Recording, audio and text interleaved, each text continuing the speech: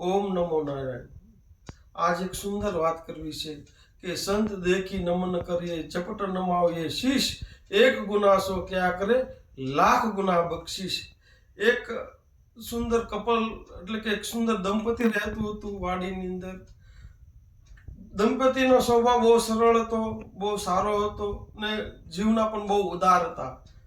વાડીએ જે કોઈ વટે માર્ગું આવે એને ખૂબ આગતા સ્વાગતા કરે, સમયે પાણી પાય, જમવાનો સમય હોય તો જમવાનું પૂછે।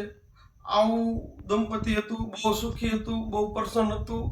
તેવામાં એક વખત એવી ઘટના બને છે કે દેવલોકમાંથી નારદ મુનિ નારાયણ નારાયણ નારાયણ કરતા ત્યાં અચાનક આવી ચડે છે। એટલે દંપતિ તો બહુ પ્રસન્ન હતું ને બહુ ઉદાર દિલનું દંપતિ હતું। નારદ મુનિને કહે છે કે પધારો પધારો પ્રભુ, અમારા આંગણું પાવન કરો ને નારદ મુનિનું આગતા સ્વાગતા ને સત્કાર કરે છે ને જે નારદ મુનિ સ્વીકારે છે। પણ નારદ મુનિનો આગતા સ્વાગતા સત્કાર કરે છે પણ નારદ મુનિ કહે એને જમવાની તાણ કરે છે। ત્યારે નારદ મુનિ કહે છે કે અમે તો દેવલોકના મુનિ કહેવાવી, અમે તમારું જમી શકીએ નહીં, પણ હા તમે અમારું આગતા સ્વાગતા કરી છે એટલે તમારે અમને એક કામ સીંધવું પડશે। ત્યારે એ દંપતિ કહે છે કે નારદ મુનિ આપનો જે ભાવ છે બહુ મોટો છે પણ અમારે તો કોઈ એવું કામ નથી, અમારે કોઈ એવું કામ સીંધવું નથી। પણ ના એ કે હું હવે આ મૃત્યુ લોકનો ઋણી થઈ ગયો એટલે તમારે કાંઈક તો કામ સીંધવું જ પડશે। પણ ખરેખર જે દંપતિ હતું એ સુખી સંપન્ન પ્રસન્ન હતું પણ એને એક ખોટ હતી। ખોટ શેની હતી કે ઘરે કોઈ સંતાન નહોતું। તો નારદજીના આવા આગ્રહથી એ દંપતીએ કીધું કે પ્રભુ કે જો તમે વારા ઘડીએ આગ્રહ કરો છો તો ભગવાનને પૂછતા આવજો ને કે અમારા ભાગ્યમાં કાંઈ સંતાન છે ખરું? તો નારદ મુનિ કે ઓહો કોઈ વાંધો નહીં, અવશ્ય કે હું પૂછતા આવીશ। મૃત્યુ લોકમાંથી નારદ સીધા વૈકુંઠમાં જાય છે ને વૈકુંઠમાં ભગવાન ને માતાજી લક્ષ્મીજી બંને સાથે બેઠા હોય છે ને નારદ મુનિ જઈને કહે છે કે નારાયણ નારાયણ નારાયણ। અને ત્યારે ભગવાન નારાયણ એમનું આવકારે છે અને નારદ મુનિને કહે છે કે બોલો પ્રભુ શું આવવાનું થયું? ત્યારે નારદ મુનિ કહે છે કે હું મૃત્યુ લોકમાં ગયો હતો, ત્યાં એક સુખી દંપતિ પ્રસન્ન દંપતિ હતું, તેમને એવું કીધું કે પ્રભુ કે મારા ભાગ્યમાં કોઈ સંતાન છે ખરું? ત્યારે ઈચ્છે જોઈ દેજો ને। તો ત્યારે નારાયણ ચોપડો ધર્મરાજાને બોલાવીને ખોલે છે અને જોવે છે તો ચોપડાની અંદર આ જન્મમાં તો નહીં પણ આવતા 7 જન્મમાં પણ એના ભાગ્યમાં બાળક નથી કે સંતાન નથી, આવું ભગવાન દ્વારા એને કહેવામાં આવે છે।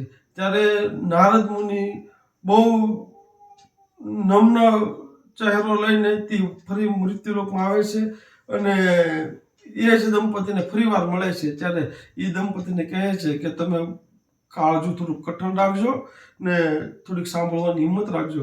પણ ઓલું દંપતિ હતું એ તો બહુ પ્રસન્ન હતું કે ના ના મુનિજી કોઈ વાંધો નહીં, જે કાંઈ ભગવાનને જવાબ આપ્યો છે તે કહો।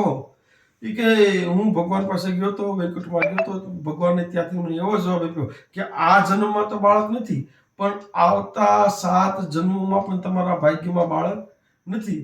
તો એ પ્રસન્ન દંપતિ કહે છે કે કોઈ વાંધો નહીં પ્રભુ, એમાં તમે મન નાનું ન કરો, જેવા અમારા ભાગ્ય કે ને તરત ત્યાંથી પછી નારદ મુનિ વિદાય લે છે ને થોડોક સમય વીતે છે ત્યારે એક ખખુડી મુખુડી શરીરે સાવ દુબળા, કેટલાય ટાઈમથી કોઈ શરીરે સાવ દુબળા પડી ગયા હતા, કોઈ ખોરાક મળ્યો નહોતો એટલે શરીર સાવ દુબળું પડી ગયું હતું, એવા લગર વગર એક સાધુ ભટકતા ભટકતા ત્યાં એમની વાડીએ આવી ચડે છે।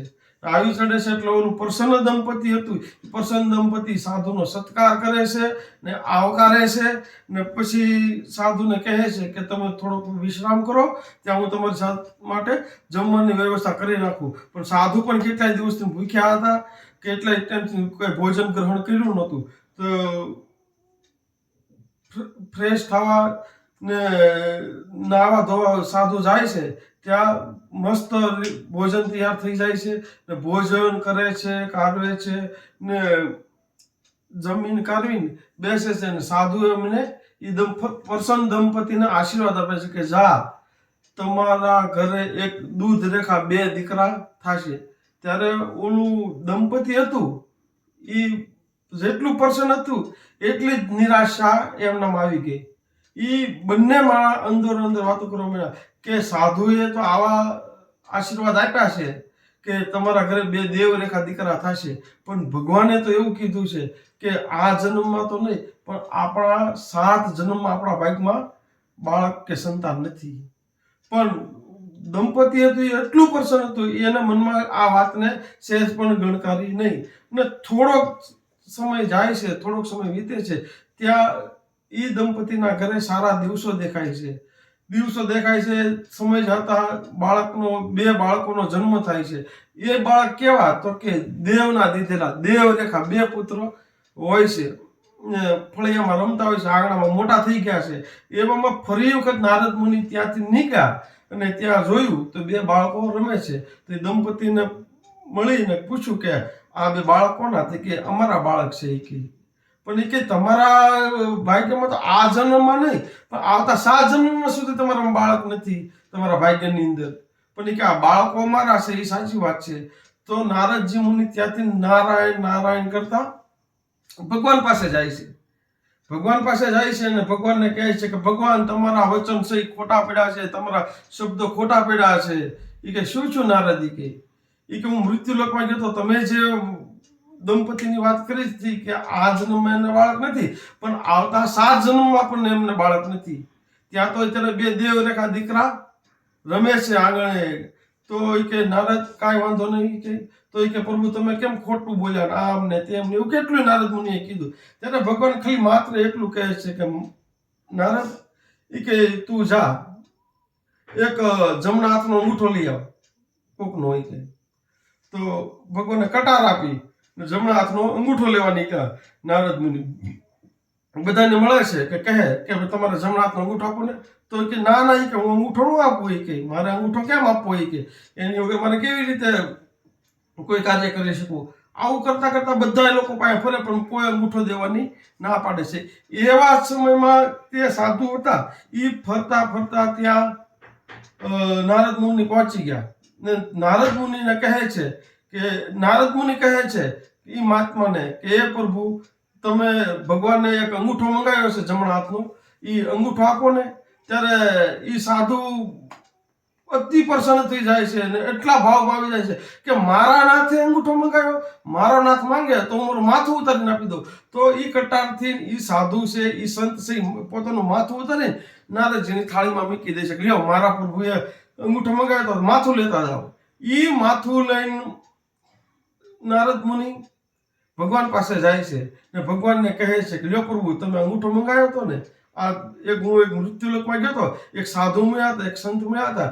એમને કીધું કે મારા પ્રભુએ મારા નાથે મારા નારાયણે જો એક અંગૂઠો મંગાવ્યો હોય તો હું તો માથું આપી દઉં. ત્યારે ભગવાન નારદ મુનિને કહે છે કે નારદ સાંભળી કે જે માથા દઈએ કે ઈ દીકરા દઈએ કે, બાકી નારદ અંગૂઠો તો તારો આગો નહોતો, તું પણ તારો અંગૂઠો આપી શકે એમ હતો. તો સમજવાની કે વાત છે આ સાધુ માથું દઈએ કે એટલે દીકરા દઈએ કે, આવા આશીર્વાદ સાધુ દઈએ કે એટલી સાધુમાં ઉદારતા હોય છે, એટલી પ્રસન્નતા હોય છે અને સાધુના શબ્દ સાધુના આશીર્વાદ ક્યારે વિફળ જતા નથી. ઓમ નમો નારાયણ.